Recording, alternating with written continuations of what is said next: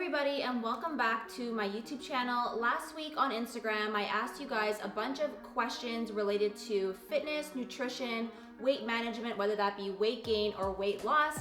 And you guys asked me fantastic questions, and I'm gonna be answering them all in this YouTube video. So let's get right to it.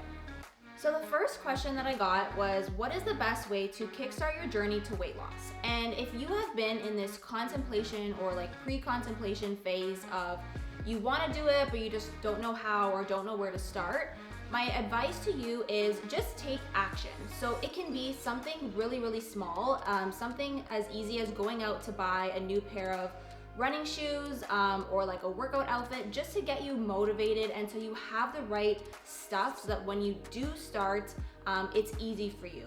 Even if this involves a trip going to a grocery store and just buying a bunch of just like health foods just to have in your fridge so that it's very easy for you when you want to make something healthy.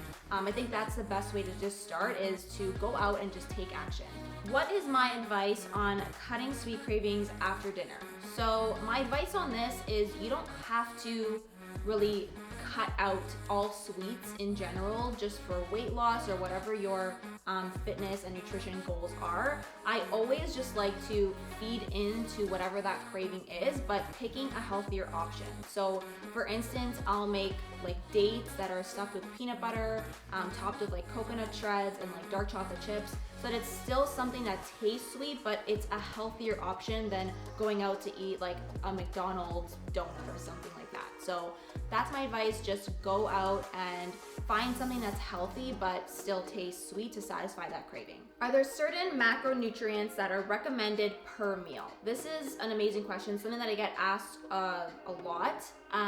Something that I get asked about more is like the carbs. So like, how much carbs should I be eating? I don't really focus on carbs. My focus is mostly on protein. So as long as the dish has at least, I would say 20 to 30 grams of protein, that's what I'm aiming for each meal. It doesn't always happen, but I try my best to do that. And then I'll always fill it in with like a little bit of carbs, a little bit of some vegetables, just to have it like a balanced meal. So I'm not really focused in on like how much I'm getting of each thing, but I really just try to focus on the protein intake as far as macronutrients go. What is better at achieving a toned aesthetic physique? Is it weightlifting, doing yoga, HIIT toning, or Bala bands? I don't know what Bala bands are, but thank you so much for this question. The best way to achieve a toned appearance is weightlifting. Like, there's no other way that your muscles are actually gonna pop and actually make your body shape change as much as weightlifting. Like, nothing will do that as much as that. So I definitely recommend, you can definitely throw in days of like HIIT training or yoga or stretching. But my main focus to achieve like a more toned aesthetic is definitely doing weightlifting at least 3 to 4 times a week. How do you lose weight without feeling like you're too restricted? This is something that I feel like a lot of people struggle with, is just that feeling of I can't have that, or I can't eat this. My biggest advice for that is just try to find substitutions for foods that you already love so that it's not hard and difficult for you to eat healthy. So for instance, if I want a burgers and fries, I'll just bake some potatoes and make a healthier homemade burger with maybe like a gluten-free bun, or just something that's a little bit more low calorie, so that I still feel like I'm eating that meal and I'm still satisfying that craving without kind of venturing from my diet, let's call it that. Just so that it doesn't really feel like a diet for me. Like, when I go day to day, I don't really feel like I'm dieting. This is just the way I eat. So I hope that's helpful for you. The next question is on mindset and weight management. So what tools do I use to help me stay focused? To be honest with you, I don't really use tools in the sense of like, I don't use apps or I don't track my calories. I do a lot of like meditation, but that's more for just like stress and anxiety, not so much for weight management. My only advice to you here is that if you do have a bad day, or you feel like maybe you ate something that wasn't a part of your diet, let's call it that, just get back on track the next day or the next meal. Don't sit there and feel guilty about it, that you ate something that maybe you shouldn't have eaten. honestly, I just feel like there's no food, like no food is a bad food. It's just about balance. So like I said, if you have a bad day or have a bad meal or like a cheat meal, don't feel bad about it and just continue back on with your diet the next day just to hit your goals. What do I do if I eat healthy, move daily, and I'm barely losing any weight? This is one of my favorite questions because this is something I talk to patients about all the time. Sometimes when people feel like they hit a wall of, they've been doing something that's been working for them for a very long time and they feel like they're not losing any more weight, they feel like they have to do more and more and more. So more exercise, more calorie deficit, where in fact, sometimes when you are at that point where like you're not losing any more weight and you kind of feel like you're hitting a wall, sometimes it's actually maybe important to take a step back and actually do less. So get more sleep, eat more calories, just make sure that all the anxiety and stress in your life, like that's regulated, because cortisol plays a really, really big role in weight loss. And if it's super high because you're not sleeping, you're under eating, you're over exercising, this can all make you not lose weight as efficiently as you'd like to. And there's also a lot of underlying conditions that can also make you not lose weight as rapidly as you like, something like hypothyroidism or PCOS. So it's important to treat the root cause if you are not losing weight for any of those reasons. If weight gain is your goal, do you recommend snacks or larger meals? If you're not the type of person that's going to do well with eating big, huge meals, then 100% it's good that you're eating more snacks throughout the day. The most important thing with weight gain is just that you're hitting those protein goals. So whatever it takes for you to get that required amount of protein in, that's what you should be doing. So whether it's through snacking or whether it's just 3 big meals, that's totally up to the person. It's just whatever works best for you. I have a lot of questions in here about bloating, so I'm just going to address it all at once. So someone asked, how do you deal with bloating? I get bloated really easily. I've had a lot of gut issues that I've just dealt with my whole life. I'm trying to avoid the bloating from actually happening in the first place, but when I do feel bloated, I like to drink teas that are just good for digestion. So whether it's a ginger tea, peppermint, fennel tea is great for that, chamomile tea. I also like to use a peppermint oil like roller stick, and I rub it on my abdomen because it's kind of like a counter irritant, so it just helps with the feeling of bloatedness. And then I also use like a heat pack if I do experience any bloating, and that really helps. So those are just some bloating tips if it's already happened. And then obviously there's ways to avoid bloating as well. And again, that's just treating the underlying cause. And everybody is going to be different with that. There's no black and white answer as to why someone gets bloated. There's so many reasons. So it's important for you to find out what that reason is and address that in the first place. How do you gain muscle without getting fat? Again, protein intake. And there's another question in here about how much protein should I be eating, or should a girl be eating specifically? I always like to go with body weight. So for instance, I'm 112 pounds. So roughly I try to aim for that. On most days, to be honest with you, it is less. But anywhere from, I would say, like 80 to 100 grams of protein is something that's good for my weight. If you're 120 pounds, then maybe you should aim for a little bit more than that. But gaining muscle without getting fat, it's mostly about just sustaining that protein intake and not going so much into that calorie deficit, because you will definitely lose muscle when you are so much in a calorie deficit. So that's my advice, just maintain that protein intake. What are some tips to grow booty? What exercises should I do? How many reps? How many sets? This is something that I get asked a lot because I am a personal trainer. I work in a gym setting as well.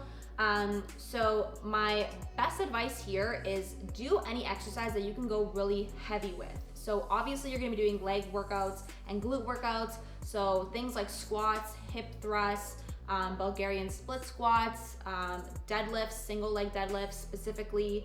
And you can also do things like supersets. So, working the same muscle group back to back. So just doing that heavy weight and going kind of in that circuit. Another thing that you can do is obviously keep your rep range low. So you don't want to be doing 20 reps of something. You should keep it within that like 8 to 12-ish reps, and it should be heavy enough that by the end of like rep 12 or you're pretty much like exhausted at that point. So that's where you should be in terms of reps. Sets, you can do like 3 sets back to back and do longer rest periods so that every single time you're going into that next workout, you're ready to go and completely rested. So that's the best way to grow your booty. Is it healthy to eat vegan long term? So I've actually been pretty much plant-based, I would say. So I'm still eating like salmon and meat like very, very occasionally, but for the past 3 months, I've been pretty much eating a plant-based diet. The risks of doing this are iron deficiency and obviously not getting enough protein in as well. So what can happen from doing that is things like, hair loss, feeling really tired and fatigued, just overall like nutrient deficiencies can start happening. So just make sure that you're monitoring those things and making sure you are trying to get in those vegan sources of protein and iron if you're going to be avoiding meat and animal sources of protein for a long period of time. How do you manage your weight, and did you ever struggle with weight? How I manage my weight is pretty simple, to be honest. I think I've already kind of touched on this already, but it's basically, I don't feel like I'm restricting myself. I honestly don't. I've just tried to find a lot of substitutions for the foods that I used to love that were, I guess, considered unhealthy. I was eating just whatever I wanted in the past, and not really focusing on nutrition and actually like the nutrient density of food. So that is the most important thing, is if you're gonna do one thing for yourself, just focus on the actual nutrient content of the dish and how can you make that plate more nutritious. So for example, if I'm making a smoothie with banana, peanut butter, and almond milk, what can I add to that smoothie to just increase the nutrient density of it? So adding chia seeds, adding flax seeds, adding hemp seeds, those are all things that are gonna increase the nutrient profile of that meal. So I do this with a lot of just different foods that I eat day to day, and it really just keeps me full and satisfied for a long period of time. And I don't feel like I need to reach for like a bag of chips or just snack on unhealthy things, because I actually am feeling full and satisfied with every single meal that I'm eating. And the answer to your other question is no, I never really did struggle with my weight. To be honest with you, I just naturally have a very fast metabolism, but I was always into a lot of sports and working out. I did modeling in the past, so I guess it's always been just a part of my life in that sense. But yeah, so I hope that was like answered your question and that was helpful for you. I got a question about weight loss, and specifically weight loss on the love handle region. You cannot target weight loss, or you cannot target fat loss to be in specific body areas.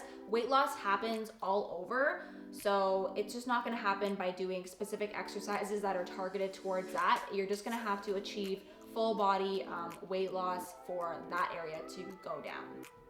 I have a question about nutrition tips during the first trimester of pregnancy. And this is a really great question because a lot of women feel that as soon as they get pregnant, they can just eat whatever they want, or they feel like they have to eat for 2 people. That's something that I get told a lot, is like eating for 2 people. And that's not the case.